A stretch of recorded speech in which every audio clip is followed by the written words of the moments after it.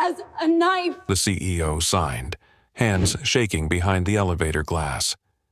A corporate elevator stopped dead.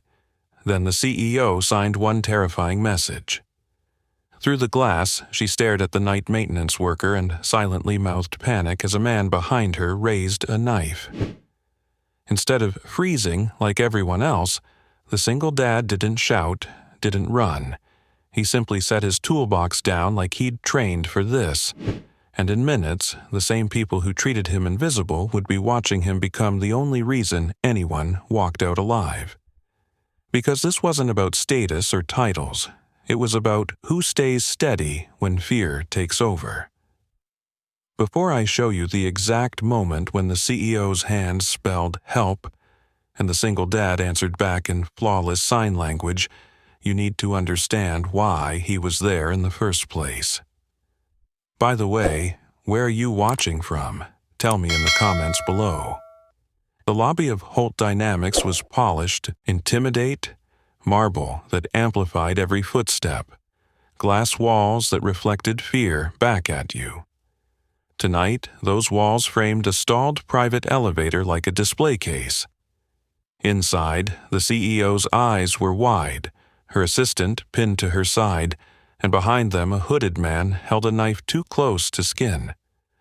The building's soft music kept playing, absurdly calm, while people froze beneath the chandelier's cold light. The contrarian snapback came in the quiet. This wasn't a hero in a suit. It was a single dad with oil on his sleeves. It was a man who'd learned that panic spreads faster than smoke, and he carried steadiness the way other people carried authority. Evan Calder was supposed to be invisible down here. Night maintenance meant service corridors, not center stage under executive eyes. He'd taken the job because it didn't ask questions, because it paid enough to keep his son's hearing appointments on schedule, because anonymity felt like armor. Earlier, he'd been reminded of his place the usual way. Small, sharp cuts. A guard had waved him around the front desk without looking up. A junior manager had barked that maintenance doesn't touch executive elevators, as if the metal cared who rode inside it. Even the CEO, hours ago, had swept through the lobby with assistants and never once glanced toward the people who kept the building alive. He swallowed it, because dignity didn't cover rent. At home, Lucas would be asleep with his hearing aids on the bedside table, lined up like tiny shields. Evan pictured the boy's fingers practicing signs in the air. Good night, love you, promise. And the ache under his ribs tightened. Lucas was the reason he worked nights. The reason he didn't raise his voice when someone mocked his uniform.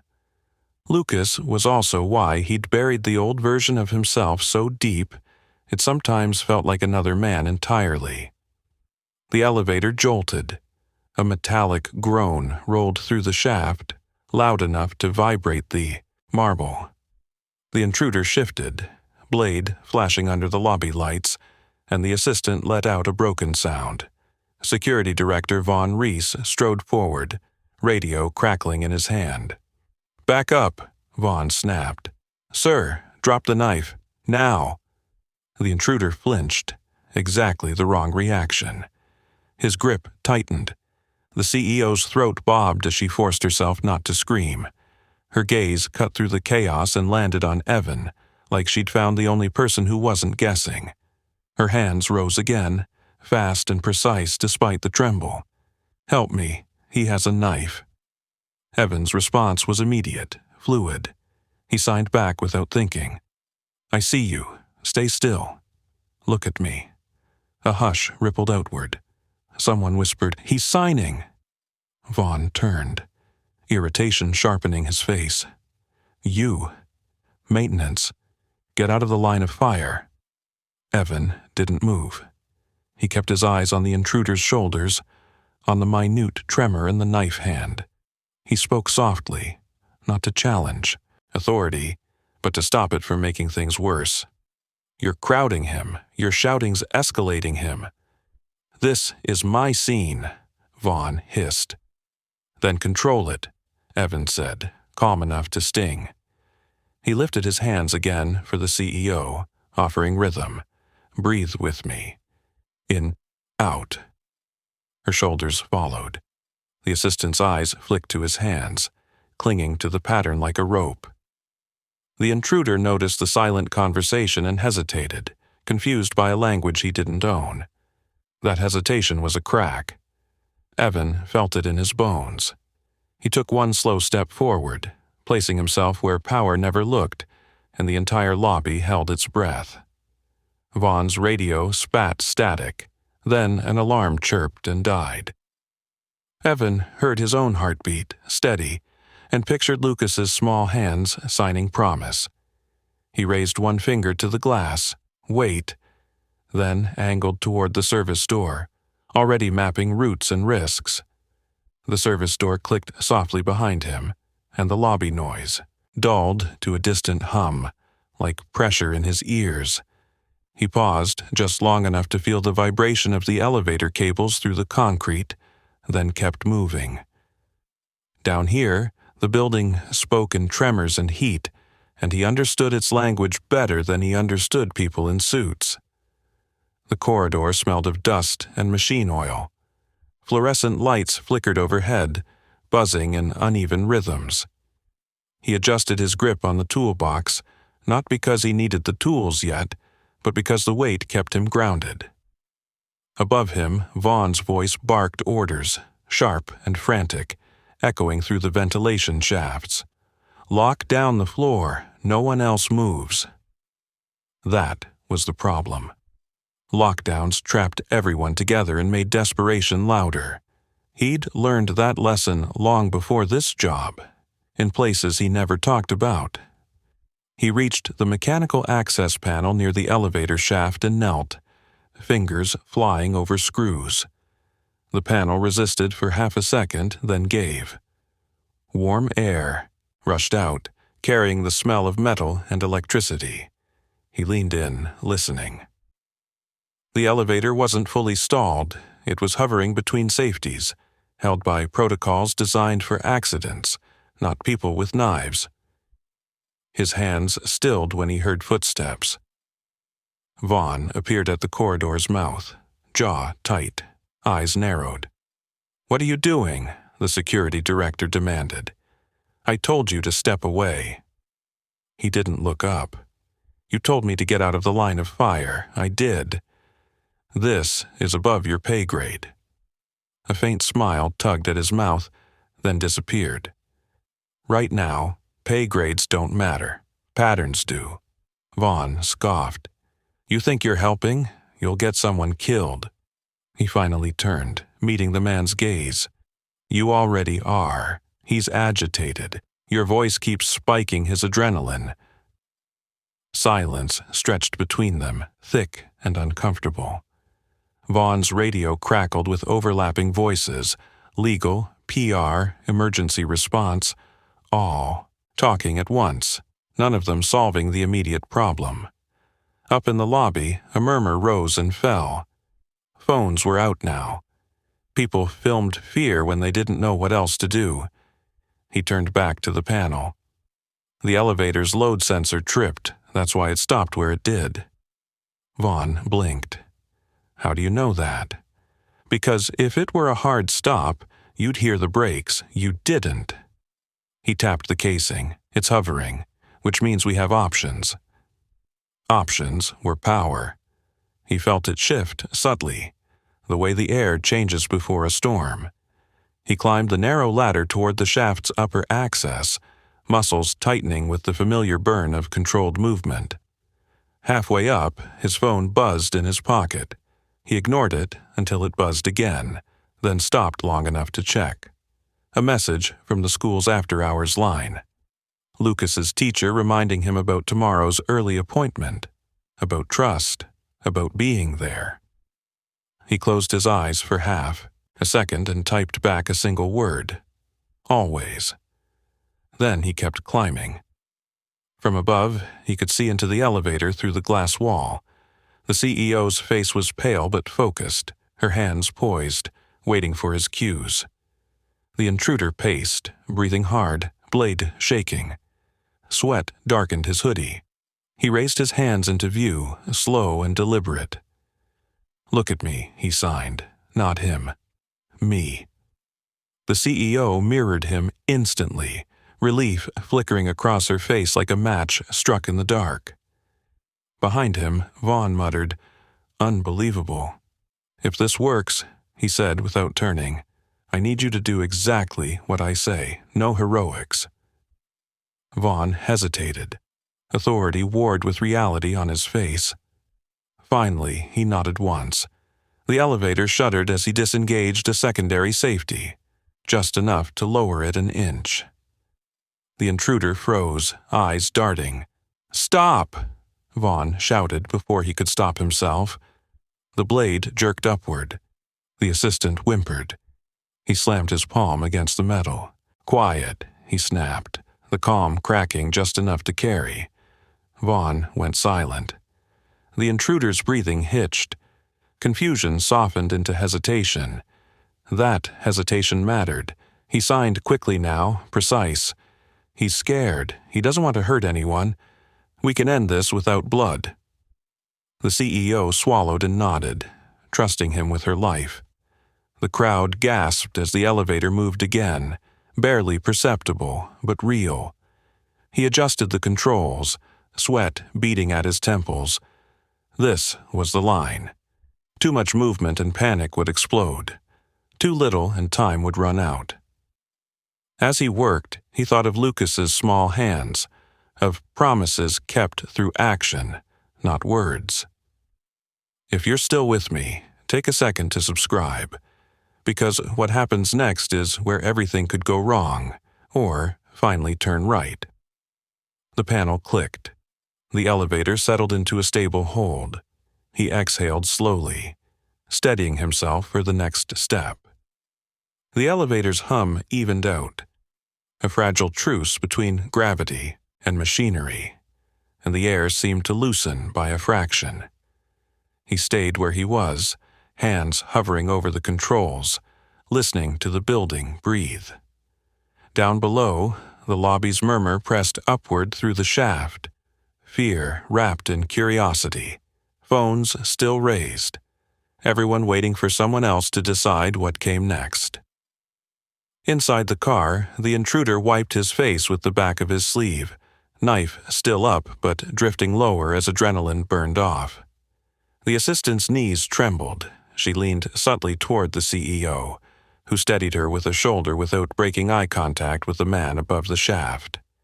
When she lifted her hands again, they were steadier. "What do you need?" she signed. He took that in, the question carrying more weight than any spoken command. "Time," he signed back. "And quiet." Vaughn shifted behind him, boots scuffing metal. "We've got negotiators inbound," he said, voice forced into confidence. "Crisis team's 5 minutes out." 5 minutes was an eternity. 5 minutes was a lifetime when someone's grip was slipping. He didn't argue, he didn't need to. Instead, he angled his body to block Vaughn's line of sight to the intruder, a small physical barrier that meant less visual noise for the man inside. He reached into the toolbox and took out a roll of electrical tape, tearing a strip with his teeth. He wrapped it around a loose cable, securing it out of sight. The motion was mundane, almost boring. It was also deliberate. The intruder noticed. His eyes tracked the movement, curiosity cutting through panic. "What are you doing?" he shouted upward, voice cracking. "Fixing a problem," he said evenly, same as always. "I don't want to hurt anyone," the man blurted, words tumbling over each other now that they'd started. "They took my contract. They ruined me." The CEO flinched, but kept her hands ready, translating his signs into patience, into presence. He leaned closer to the shaft opening. "I hear you," he said. "Right now, hurting someone won't fix that." Silence stretched. The blade dipped another inch. From somewhere deep in the building, an alarm began to chirp, then died abruptly. Vaughn swore under his breath. Systems are glitching, we're losing redundancy. Because they weren't maintained, he said quietly, eyes never leaving the intruder. Because nobody thinks about worse days. A memory flickered. Another confined space, another man shaking, another moment where shouting would have killed everyone. He pushed it down. This wasn't then, this was now. He signed to the CEO again. When he talks about the contract, ask him his name. She nodded and did it, her movements calm, inviting. The intruder hesitated, then answered, voice rough. Giving his name seemed to anchor him, like saying it made him real again. Good, he murmured. Names matter. The assistant's breathing slowed. The knife wavered. Behind him, Vaughn's radio buzzed. Media's outside, a voice said. This is going live. Vaughn stiffened. We need to end this. He turned just enough to catch the director's eye. We need to end this right. For a moment, Vaughn looked like he might argue. Then he looked at the glass, at the CEO's face, at the intruder's shaking hands, and something in him recalibrated. He nodded, sharp and quick. Talk me through it, Vaughn said. That was new, that was movement. He outlined the next steps in low tones. How to keep the car stable. How to avoid sudden light changes. How to let the intruder believe he still had control long enough to give it up. Vaughn listened, really listened, and relayed instructions without adding his own spin. Inside the elevator, the CEO followed every cue, her trust absolute now. When the intruder sagged against the wall, exhaustion overtaking anger, she didn't recoil. She stayed where she was, human and unarmed. Put the knife down, he said softly. You've been heard. The man's fingers loosened. Metal clattered against the floor, loud as a gunshot in the enclosed space. A collective gasp rippled through the lobby. Don't move yet, he said quickly, holding the moment steady. He secured the controls, then moved with care down the ladder, boots finding rungs by memory. When he stepped back into the lobby's light, the contrast hit him. The polished floor, the crowd's parted sea, the weight of eyes. He approached the elevator as doors slid open inch by inch. Security moved in, careful now, measured. The intruder was taken without a struggle. The assistant collapsed into sobs. The CEO stayed upright, hands trembling only when it was over. As the adrenaline drained, his phone buzzed again in his pocket.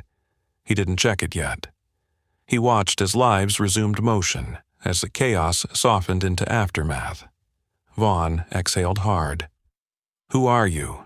He asked, not accusatory now, genuinely unsure. He considered the question, then answered simply. Maintenance. And for the first time that night, nobody laughed. The lobby didn't erupt into cheers. It sagged into a stunned quiet. The kind that follows a near miss when everyone realizes how close they came. Phones lowered. Breaths were released. He felt the aftershock in his hands, a faint tremor he kept hidden by curling his fingers around the toolbox handle. Security guided the intruder away, careful, almost gentle now. No cuffs clicked yet. The assistant leaned against the glass and slid down until she was sitting, crying into her palms.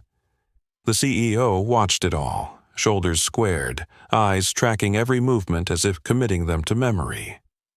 Vaughn cleared his throat, the sound too loud in the quiet. We'll take it from here, he said, voice softer than before. He waited for pushback that didn't come. He nodded once, a small acknowledgement, and stepped back toward the service corridor. Not retreat, relinquishing space. It was his habit after crises to fade before attention hardened into questions.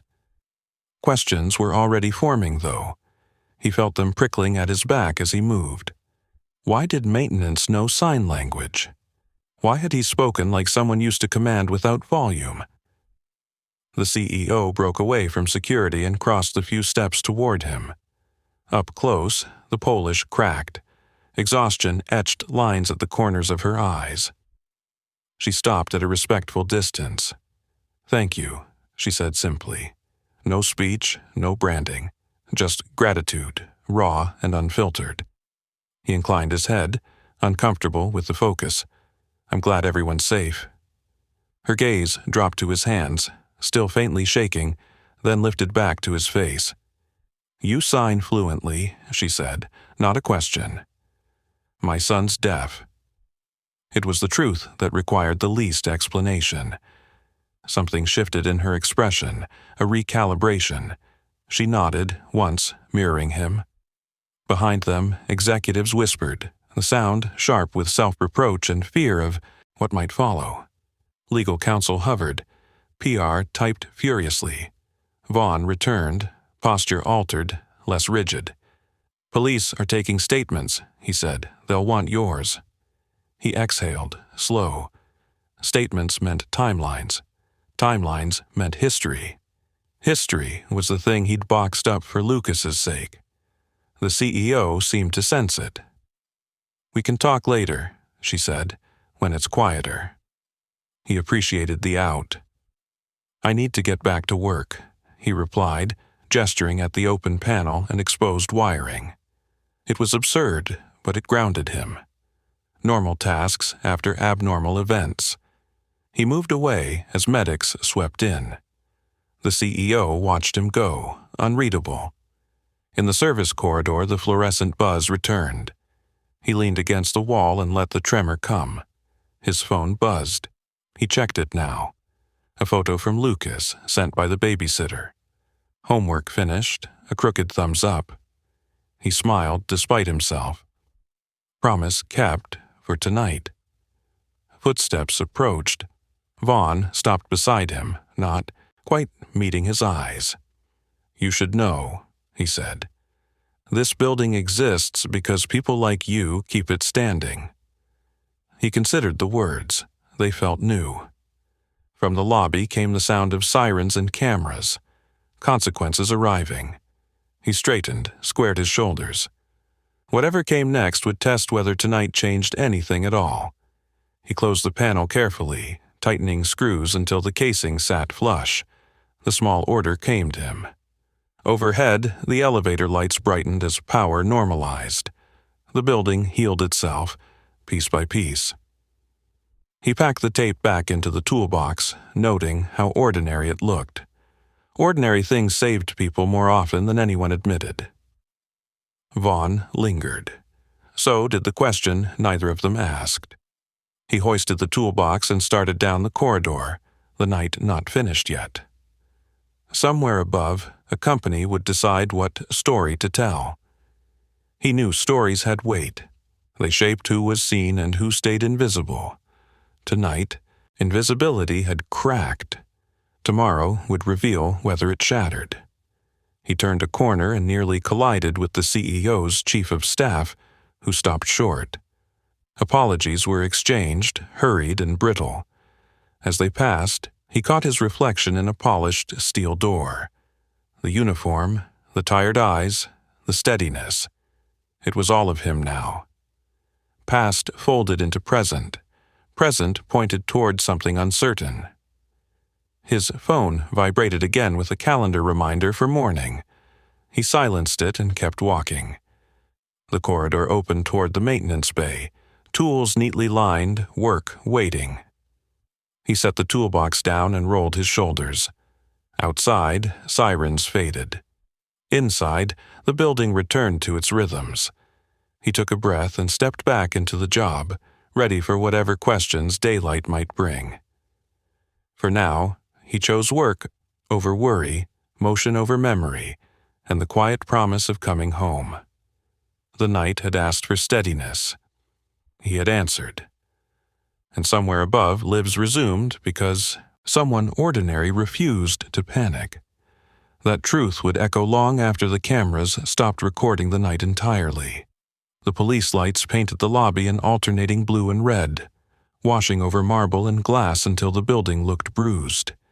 He watched it from the maintenance bay doorway, half in shadow, half in the glare, feeling the strange dislocation that followed crisis. The world looked the same, but he wasn't standing in it the same way. An officer approached, notebook in hand. Questions came measured and procedural. Where were you standing? What did you touch? How did you know what to do?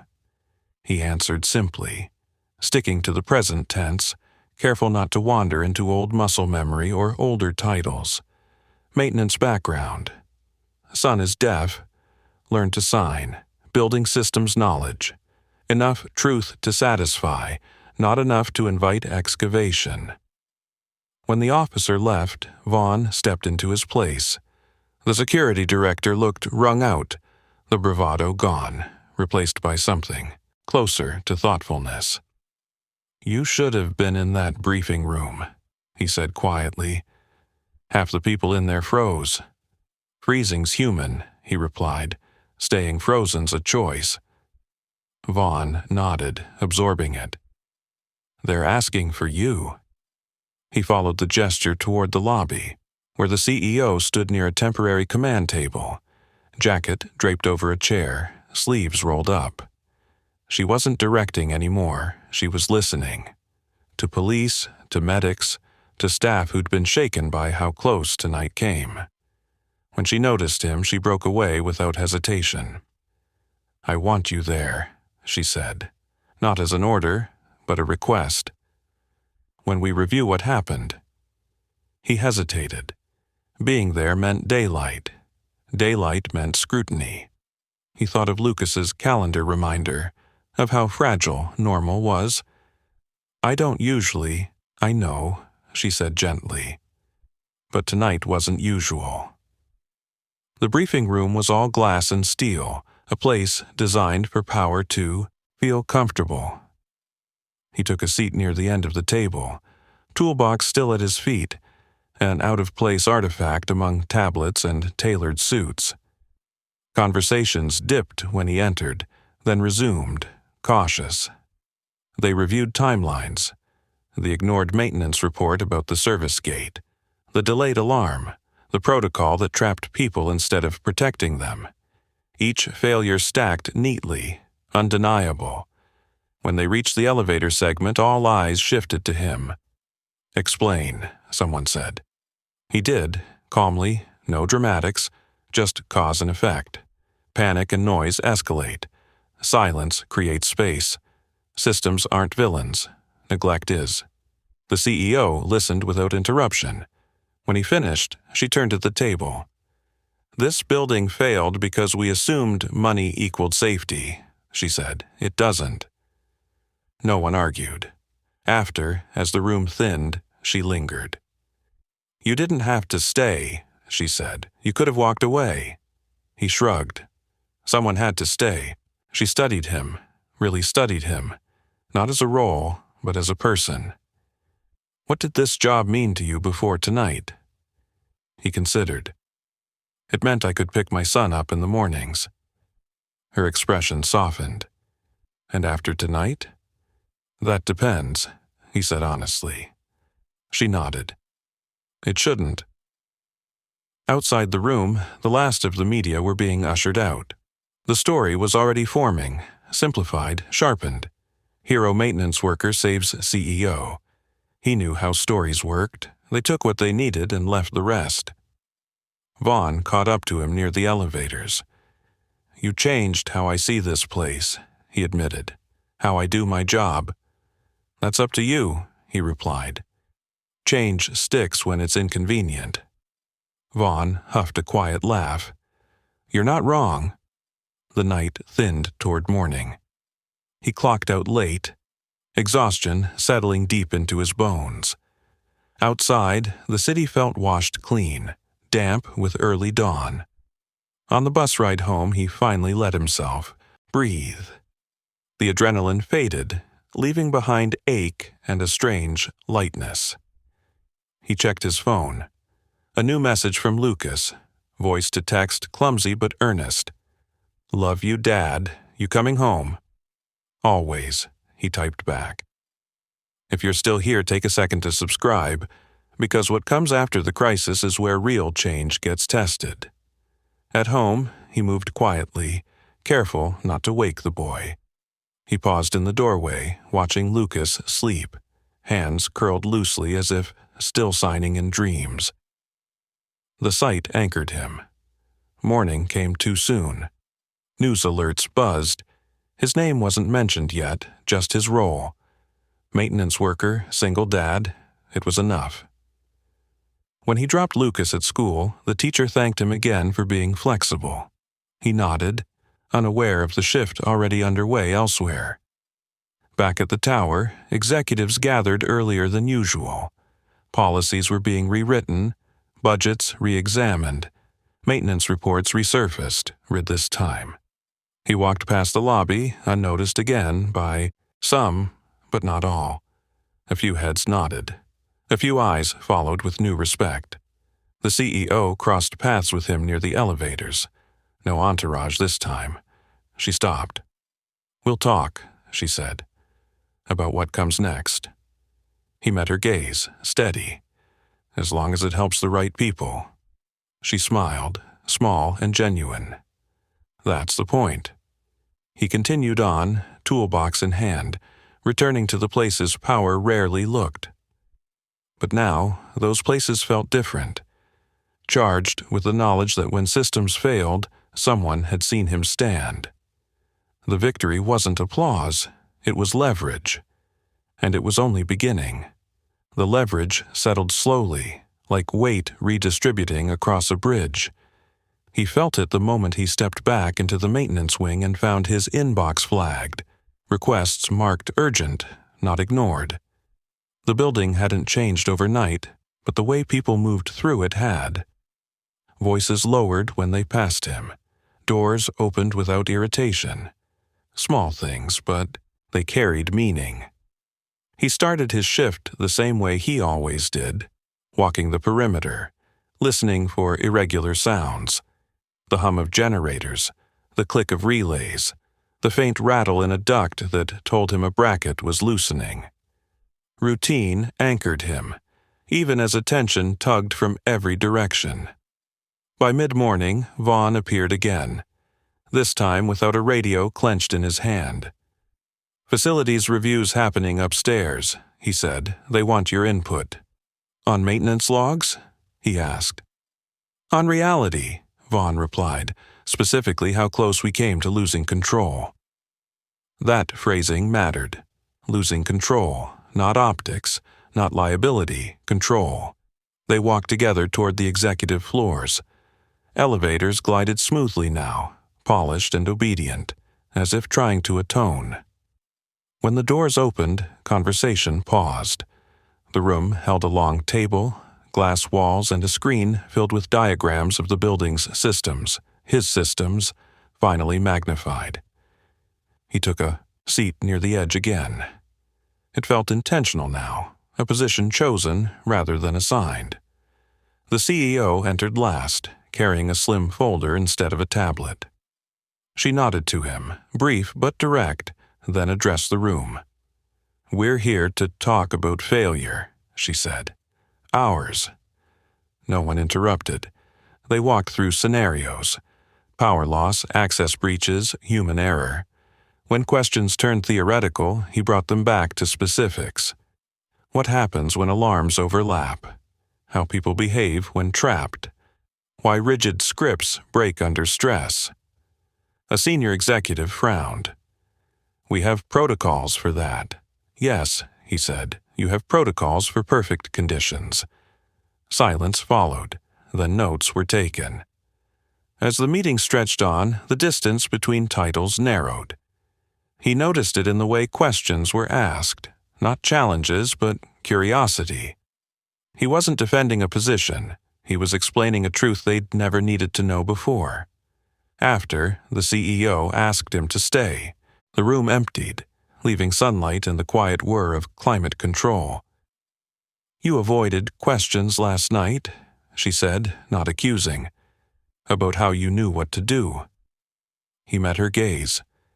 Because the answer doesn't change what needs fixing. She considered that. Humor me. He waited, then nodded. I had training. A long time ago, it taught me how fear moves. Military? She asked. Yes. He didn't elaborate. She didn't press. You left. For my son. That, she understood. He saw it in the way her posture softened, the way the conversation shifted from interrogation to alignment. I'm restructuring security, she said, and facilities, not as separate silos. Good, he replied. They fail together. She smiled. I want you involved.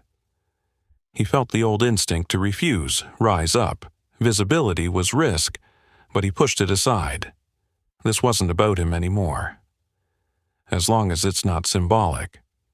It won't be, she said. It can't be. Word spread quickly. Maintenance crews were looped into planning meetings. Reports were read aloud. The service gate he'd flagged was repaired within hours. It wasn't redemption, but it was response. Still, not everyone welcomed the shift. A few managers bristled, their authority thinned by the presence of someone they'd never considered equal. He felt it in sideways looks, in questions framed to test rather than learn. One afternoon, as he logged repairs near the elevator bank, a manager snapped, "We didn't hire you to redesign policy." He straightened slowly. "You didn't hire me to save lives either." The manager flushed and walked away. Vaughn, nearby, didn't hide his smile. At home, Lucas noticed the change before anyone else. "You're tired different," he signed, brow furrowed. "Different how?" "Like after you fix something big," he laughed softly. "Maybe I did." Lucas nodded, satisfied, then went back to his homework. The following day, a drill was announced, unplanned, unscripted. The building reacted unevenly, nerves exposed. He moved through it quietly, correcting course, steadying hands. The CEO watched from the control room, not interfering. When it ended, she exhaled. "We have work to do." "Yes," he agreed, "but now you're listening." That was the bond forged by crisis, not gratitude, but trust earned under pressure. As evening fell, he returned to the maintenance wing, logging the day's changes. The building felt different under his hands, less hostile, more honest. He knew better than to think one night fixed everything. Systems drift, people forget, but leverage, once applied, leaves marks. He packed up his tools, the ordinary weight familiar again, and headed toward the exit. Tomorrow would bring resistance, and questions, and choices. But tonight he walked out knowing the crisis hadn't ended. It had evolved. And this time, he wouldn't be standing alone. He stepped out into the evening air with the sense that something unseen had shifted its footing. The city sounded the same. Traffic hissing past, distant sirens threading the dark, but his internal compass had rotated. He wasn't leaving behind a solved problem. He was leaving behind an opening. The next morning, tested it. He arrived early, coffee cooling in his hand, and found the maintenance board crowded with new work orders flagged as critical. Not the usual backlog ignored until something broke, but real attention. He scanned them, noted patterns, and started assigning tasks before anyone asked him to. It wasn't authority he was claiming, just momentum. Some of the crew noticed. Others didn't like it. A senior supervisor cornered him near the supply cage, voice low. "Careful," the man warned. "People upstairs don't like lines crossed." He met the gaze calmly. "I didn't draw the lines." The supervisor snorted and walked away, but the warning lingered. Change always created friction. He'd seen that too. By midday, Vaughn called him into the control room. Monitors lined the walls, feeds cycling through elevators, lobbies, access points. The room smelled faintly of ozone and stress. "We've got an issue," Vaughn said. "Not a crisis. Yet." That word, yet, mattered. They watched a replay. A delivery contractor slipping through a restricted stairwell during a shift change. No weapon, no overt threat, just a hole in the system. "Protocol says flag it, document it, move on," Vaughn said. "But after last night, you don't wait," he finished. "You close the gap." Vaughn nodded. "Thought you'd say that." They walked the stairwell together, metal steps echoing underfoot. He pointed out blind spots, places where sound carried poorly, where fear would spike if someone felt trapped. He didn't talk about what happened in similar stairwells years ago. He didn't need to. As they worked, word filtered down that the CEO was touring facilities unannounced. Not a photo op, no entourage, no press, just her and a notepad. She found them in the stairwell, heels swapped for flats, jacket gone. She listened as he explained why the contractor incident mattered, why near misses were warnings, not footnotes.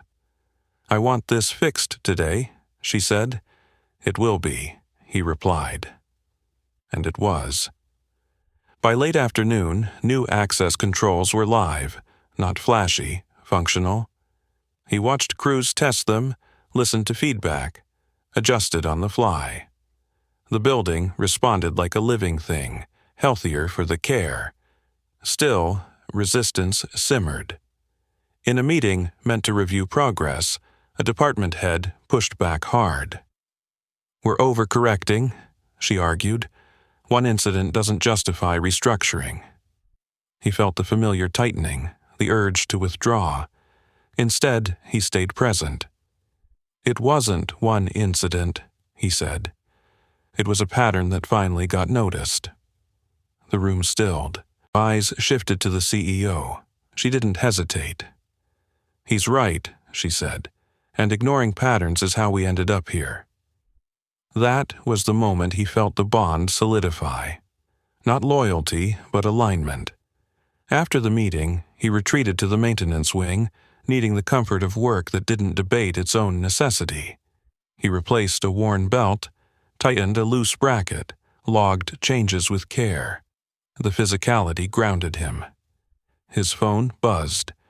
A message from Lucas's teacher, thanking him for volunteering to help translate at the next school event. He smiled, warmth cutting through the tension. Later, as dusk settled, he found himself back at the elevator bank where it had all started. The glass gleamed, pristine, betraying nothing of fear. He rested a hand against the cool surface, feeling the faint vibration of movement within. Footsteps approached. The CEO stopped beside him, gaze following his hand. "It doesn't look like anything happened," she said. "Buildings are good at hiding scars," he replied. "People too." She glanced at him. "You didn't want this kind of attention." "No," he admitted, "but I wanted the work to matter." "It does," she said, "and it will." They stood in silence for a moment, the elevator doors sliding open and closed, carrying ordinary lives up and down. As she walked away, he felt neither relief nor triumph. What he felt was responsibility. Change wasn't a single act, it was maintenance. Constant, unglamorous, necessary. He gathered his tools and headed toward the exit, the day's wait settling in. Tomorrow would bring new tests. Pushback, fatigue, but tonight the system held. And that was enough to keep going. He pushed through the revolving doors and into the cooling night, shoulders heavy but mind alert. The city lights flickered against the glass behind him, reflections stacking until it felt like multiple versions of the building were watching him leave. He paused on the steps, breathing in the damp air, then checked his phone. A voicemail from an unknown number waited. He didn't open it yet. The bus ride home was quiet, filled with people staring through windows instead of at one another. He took the seat near the back, toolbox between his boots and let the motion smooth the edges of the day. Responsibility had weight, but it also had direction. That mattered. At home, Lucas met him at the door in socks, already signing before words could get in the way. "You were late. Are you okay?" "I'm okay," he signed back, kneeling to be level with him. "Just fixing things." Lucas studied his face, then nodded, satisfied. He took his father's hand and pulled him toward the kitchen, where a half-finished drawing waited on the table. It showed a tall building, a small figure near the bottom, and a big heart drawn around both. He swallowed. "That's us?" Lucas grinned. "Always." Later, after homework and bedtime routines, he sat alone at the table and finally played the voicemail. A calm voice identified itself as an external consultant hired by the company. Risk assessment, infrastructure resilience. They wanted to talk. Not about praise, about preparation. The next day, the preparation began in earnest. He stood in the service tunnel with a small group. Maintenance leads, security supervisors, one engineer from outside, mapping worst-case scenarios on a whiteboard propped against a pipe. Fire, power failure, active threat, flooding. Each scenario branched into decisions, each decision into consequences. "What if alarms fail?" someone asked. "Then people panic," he said. "So you design for calm without them." They tested routes, timed evacuations, simulated failures. Not once did anyone ask him to step aside. The work spoke for itself. The CEO stopped by briefly, observing without interrupting. When she left, she met his eyes and gave a single nod. Approval without theater. Resistance flared again in smaller ways. Emails questioning scope. Budget concerns disguised as prudence. He answered them all with data and lived experience, never raising his voice. Patterns again, evidence again. By the end of the week, a full-scale drill was scheduled. Not announced to executives first. Announced to everyone. The morning of the drill, tension crackled through the building. He moved between floors, checking stations, grounding nerves with presence. Vaughn stayed close, no longer directing, coordinating instead. When the simulated failure hit, lights dropping, alarms misfiring on purpose, the building staggered, then adapted. People followed guidance. Stairwells flowed instead of clogged. The system bent but didn't break. From the control room, the CEO watched it unfold. This time, she didn't clutch anything. When it ended, applause broke out spontaneously on the lobby floor. Not for a person, for survival rehearsed. He stood near the edge, hands in pockets, letting it pass. If you're finding something meaningful in this story, subscribe now, because what comes next is where preparation turns into proof. After, the consultant pulled him aside. "You ever consider formalizing this?" she asked. "Training others." He thought of Lucas's drawing, of maintenance logs finally read, of systems that remembered what they were for. "I consider what keeps people safe," he said. "Titles come after." That evening, the CEO called him into her office, not the boardroom, a smaller space, windows that opened. "I'm creating a new role," she said, "one that bridges what we missed." He listened, asked questions, set boundaries, made sure it wouldn't pull him away from mornings. "It won't," she said. "I promise." Promises mattered. He nodded. They shook hands, equal height, equal weight. When he left, the building felt quieter, steadier, not perfect, maintained. At home, Lucas waited up, pretending not to be sleepy. "Did you fix it?" He signed. "We're fixing it," he corrected gently. Lucas smiled. "Good." He tucked the boy in, lingered at the doorway, then turned off the light. Outside, the city hummed on. Inside, plans were laid not for glory, but for the next time fear knocked. And next time, the system would answer. Morning came softer than expected. No alarms, no urgent calls, just sunlight slipping through the kitchen blinds and the quiet clatter of a spoon against a bowl. He stood at the counter tying Lucas's lunch bag, the ordinary rhythm grounding him more than sleep ever could. Responsibility had followed him home, but it didn't feel invasive. It felt integrated. At the tower, preparation shifted into structure. He walked into a room that used to be reserved for senior planning, now repurposed, chairs rearranged in a circle instead of a hierarchy. Maintenance leads, security supervisors, facilities engineers, and 2 representatives from HR sat together, coffee cups in hand, waiting. That alone told him something had changed. He didn't take the head seat. He never did. "We're here to stress test people, not paperwork," he began, voice steady, "because emergencies don't care about titles." No one disagreed. They ran scenarios again, this time focusing on decision fatigue. What happened after the first 10 minutes, after adrenaline wore off? He watched faces as he spoke, noted where confidence dipped, where assumptions crept in. He adjusted the plan in real time, redirecting conversations before they hardened into dogma. Midway through, resistance surfaced, not loud, but persistent. A regional director leaned back, arms crossed. "This is thorough," she said carefully, "but it's also resource-heavy. We can't operate like every day is a crisis." He nodded. "You're right. You operate like crises are rare. That's the risk." The room stilled. He let the silence do its work. "Preparation isn't living in fear," he continued. "It's living without surprise."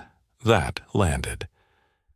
After the meeting, Vaughn walked with him down the corridor, quieter than usual. "You realize you're changing how decisions get made here." "I'm just making consequences visible." Vaughn exhaled. "That's more disruptive than it sounds." By afternoon, the building buzzed with unfamiliar energy. New signage went up, clear, human language instead of legal disclaimers. Stairwell lighting was adjusted to reduce glare and shadow. Small things, but layered. He spent an hour with the elevator technicians, redesigning manual overrides so they were intuitive under stress. Muscle memory mattered. He watched them test the changes, correcting posture, pacing, breath. "This is different," one of them said. "Feels like you've done this before." He met the man's eyes briefly. "I've learned from mistakes." That was enough. Late in the day, the CEO joined him in the service corridor, not for inspection but observation. She watched as he coached a junior tech through a fault simulation, calm and precise. "You're preparing them to think," she said. "Yes," he replied, "not to wait." She leaned against the wall, considering. "That's the part money can't buy, isn't it?" He smiled faintly. "Not directly." A message came through from the consultant. A regional audit team would arrive the following week. External eyes, pressure. At home, Lucas sensed it before he said anything. "You're thinking hard," he signed, brow creased. "Work stuff," he admitted. Lucas nodded solemnly, then signed back with exaggerated seriousness. "Don't forget dinner." He laughed, tension easing. "I won't." That night, after Lucas slept, he reviewed plans at the kitchen table, papers spread among crayons and homework sheets. The juxtaposition felt right, systems and futures sharing space. He caught himself imagining worst-case scenarios again, then deliberately pulled back. Preparation had limits. Obsession eroded clarity. The next day delivered the first real test. A transformer failure downtown knocked out power to several blocks, including part of the tower's grid. Backup systems kicked in, but the transition wasn't clean. Lights flickered. Elevators paused. He was already moving when the call came, coordination automatic. He took the stairwell 2 at a time, radio clipped but unused. His voice carried better in person. On the affected floors, anxiety rippled. He anchored it with presence, directing calmly, deploying teams where they'd practiced. The new signage helped. The training held. In the control room, the CEO watched the feeds, hands relaxed at her sides. Within minutes, power stabilized. No injuries, no panic. After, the audit team arrived earlier than expected, catching the building mid-recovery. They saw process, not chaos. Adaptation, not scramble. One of them pulled him aside. "You turned a failure into a demonstration," she said. He shrugged. "We rehearsed." She smiled. "Most don't." As the day wound down, he felt the weight lift slightly. Preparation had proven itself, not in perfection, but in resilience. He stepped outside as dusk settled, city lights blinking on like steady heartbeats. Tomorrow would bring reports, revisions, maybe pushback. But tonight, the system had bent and held. He checked his phone. A message from Lucas, sent from the babysitter's phone. "Can we have pancakes tomorrow?" He typed back without hesitation. Always. And for the first time since the elevator stopped, he allowed himself to believe it. The audit report landed like a held breath finally released. He read it standing up, back against the maintenance bay wall, the pages warm from the printer. The language was formal, restrained, but the conclusions were clear. The building's response to the outage had exceeded expectations. Preparation had turned a potential incident into a controlled event. He closed the report and exhaled slowly. By mid-morning, the CEO called for an all-hands briefing in the atrium. Not mandatory, not branded. Just an invitation. Employees gathered in clusters, maintenance beside managers, assistants beside executives, an arrangement that would have felt unthinkable weeks ago. He stood off to the side, hands in his pockets, listening as she spoke. She didn't dramatize the past. She focused on the future, on systems that respected people, on the fact that safety wasn't a department, it was a culture.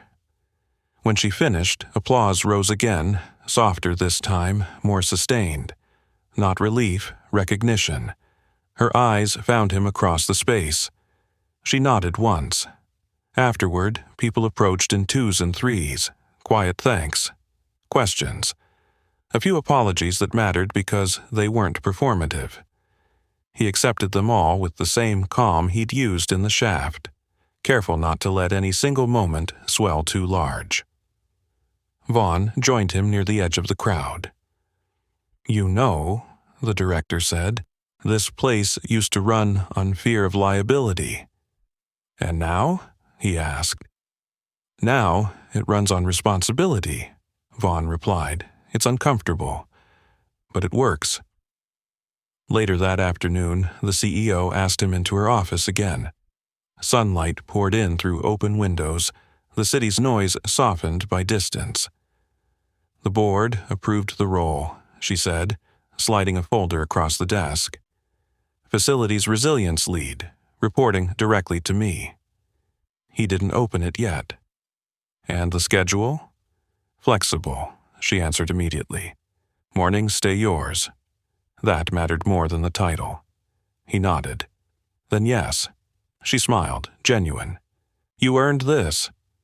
He finally opened the folder. The compensation was fair, not extravagant. Enough. The responsibilities were clear, grounded in reality, not optics. He closed it and met her gaze. "This only works if we keep listening." "We will," she said. "You made sure of that." The news spread quickly. Some celebrated. Others bristled. He felt the undercurrent but didn't let it slow him. Change didn't require universal approval. It required persistence. That evening, he picked Lucas up from school himself earlier than usual. The boy ran to him, signing excitedly before words could form. "You're early." "New schedule," he signed back, "means more dinners together." Lucas beamed, then paused. "Did you save anyone today?" He considered the question. "Not like before," he answered, "but we made things safer." Lucas nodded solemnly, accepting that as the highest form of heroism. At home, they cooked together, flour on the counter, laughter filling the small kitchen. Normalcy, reclaimed inch by inch. Later, after Lucas slept, he sat at the table again, not with plans this time, but with the quiet awareness that the crisis had truly ended. The knife was gone. The elevator moved freely, the system had adapted. But endings weren't conclusions. They were transitions.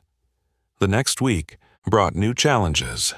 Budget debates, training fatigue, the slow creep of complacency he watched for relentlessly. He countered it with reminders, drills, conversations that kept consequences visible. One afternoon, he caught himself in the elevator, reflection mirrored back at him. Same uniform, same tired eyes, but something steadier beneath them. He belonged in both worlds now, not as a bridge to be walked over, but as a load-bearing structure. The CEO joined him unexpectedly, no assistance in sight. The elevator hummed smoothly. "Do you ever miss anonymity?" she asked. "Sometimes," he admitted, "but I don't miss being ignored." She smiled. Neither should anyone. When the doors opened, they went their separate ways, equal in the shared understanding that trust was built daily or lost overnight. That night, as he tucked Lucas in, the boy signed slowly, deliberately. "You didn't leave." He swallowed. "I won't." Lucas smiled sleepily and turned over, satisfied. He stood in the doorway a moment longer, listening to the even rhythm of his son's breathing. The promise felt lighter now, not because it mattered less, but because it had room to breathe. Outside, the city carried on. Inside, systems held. The crisis had revealed what mattered. Preparation had preserved it. And tomorrow he would show up again, not to save the day, but to maintain it. The weeks that followed didn't slow so much as settle into a different rhythm. Not the frantic pulse of crisis, but the steady cadence of systems being tested, corrected, and tested again. He learned quickly that success attracted scrutiny just as failure did, only quieter and more persistent. Emails arrived from regional offices asking for frameworks. Other buildings wanted to replicate what had happened here, to bottle the effect without always understanding the cause. He answered when it made sense and declined when it didn't, careful not to let momentum turn into spectacle. Safety lost its meaning when it became performative. One afternoon, he found a printed article left on the maintenance table. A feature piece, tasteful but incomplete. It mentioned a night shift maintenance worker who'd helped de-escalate a hostage situation. No name, no past. Just enough truth to make the point without inviting mythology. He folded it once and set it aside. Vaughn stopped by later, coffee in hand, posture relaxed in a way it hadn't been before. "People are asking about you," he said. "Not the gossip kind, the real kind." He nodded. "They can ask." "They're also pushing back," Vaughn added. "Some don't like that the playbook changed." "Then they're reading it," he replied. "That's a start." The CEO's presence shifted too. She was visible in places she hadn't been. Stairwell, service corridors, break rooms, listening more than speaking. It didn't fix everything, but it set a tone that made dismissal harder. During one walk through, a junior cleaner spoke up about a broken lock she'd reported 3 times. It was fixed within the hour. The look on her face lingered with him longer than any boardroom approval. At home, Lucas noticed the changes in smaller ways. Breakfasts were unhurried. Evenings weren't rushed. He signed stories about school, about friends learning his language, about how he'd taught his class a new sign. They wanted to know how, Lucas signed, proud. So I showed them, he smiled. You did good. No, Lucas corrected, signing carefully. We did. That distinction mattered. The past surfaced unexpectedly one evening, not as accusation, but as acknowledgement. A man from a government office called, referencing old service records now visible through background checks. The tone was neutral, respectful. You left clean, the man said. No one ever followed up. I didn't want it followed up, he replied. The man understood. Just wanted you to know it mattered then. It still does. After the call, he sat quietly for a long time, letting the weight of that era settle without reopening.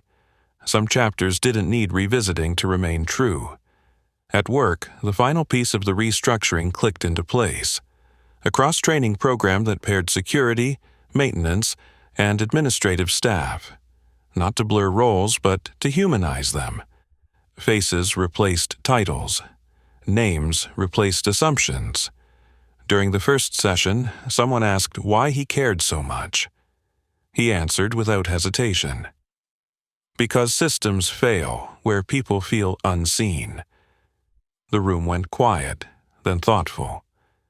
Late one night, he found himself back in the lobby alone, lights dimmed, the building at rest. He stood before the elevator, watching his reflection warp in the glass. The memory surfaced again, the knife, the hand signing, the moment time slowed to a thread. He didn't flinch from it anymore.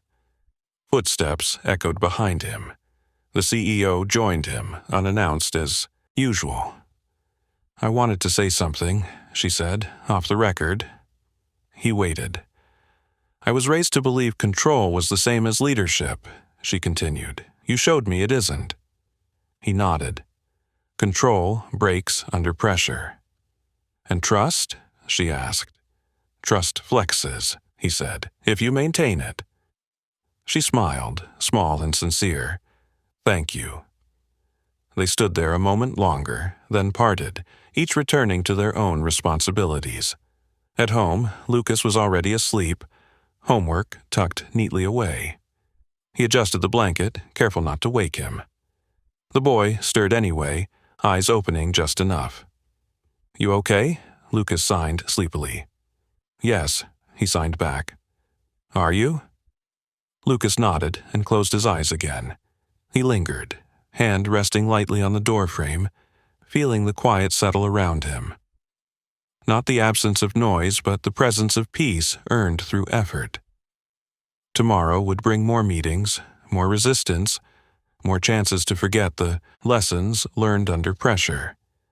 He would counter them the same way he always had: attention, patience, maintenance. The story others told might simplify what happened, compress it into a single night, a single act. He knew better. Real change wasn't dramatic. It was sustained. He turned off the light and went to bed, ready to wake up and do the work again. Because dignity, like safety, wasn't a moment. It was a practice. Morning light filtered through the apartment, softer than it used to feel. He moved quietly through the kitchen, making pancakes just the way Lucas liked them, edges crisp, centers warm. The boy shuffled in, hair wild, eyes still half asleep, then smiled when he saw the plate. Promise kept, Lucas signed, pleased. Always, he replied, and meant it in the deepest way possible. At the tower later that day, there was no ceremony waiting for him, no applause, just work. And that, he'd learned, was the real marker of change. Systems that endured didn't rely on constant reminders of why they mattered. They simply functioned better because someone cared enough to maintain them.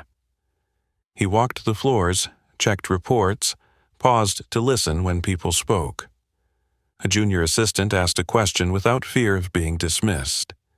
A cleaner flagged a door that didn't latch properly and watched it get fixed before lunch. These were the victories no camera captured. The CEO passed him in the stairwell, carrying her own coffee.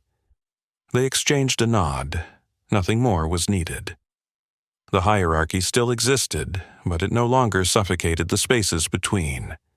By midday, the building settled into its new rhythm, not perfect, not immune to failure, but alert, human, ready. He found himself back near the elevators one last time that afternoon, standing alone with the soft hum of motion behind the glass. The memory surfaced again, the knife, the fear, the moment when hands spelled out help and he answered without hesitation. It no longer felt sharp. It felt instructive. Crises didn't create character. They revealed it. When his shift ended, he left early enough to walk Lucas home from school. They moved side by side, the city loud around them, the boy's hand warm in his. Lucas chattered in signs about his day, about a classmate who'd learned a new word, about a teacher who'd finally slowed down to make sure everyone understood. "You helped them," Lucas signed. "We helped each other," he corrected gently. That night, after homework and dishes, they sat on the couch together. Lucas leaned against him, drawing shapes in the air, content. He watched the rise and fall of the boy's chest and felt something settle inside himself, an ease that had been absent for a long time.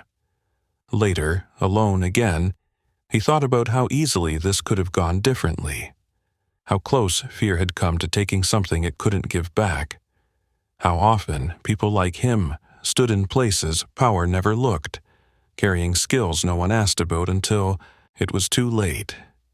He didn't resent that anymore. Resentment wasted energy better spent on upkeep. The building would face another emergency someday. So would the city, so would the world. That wasn't pessimism, it was realism. The difference now was readiness and respect for the people who made it possible.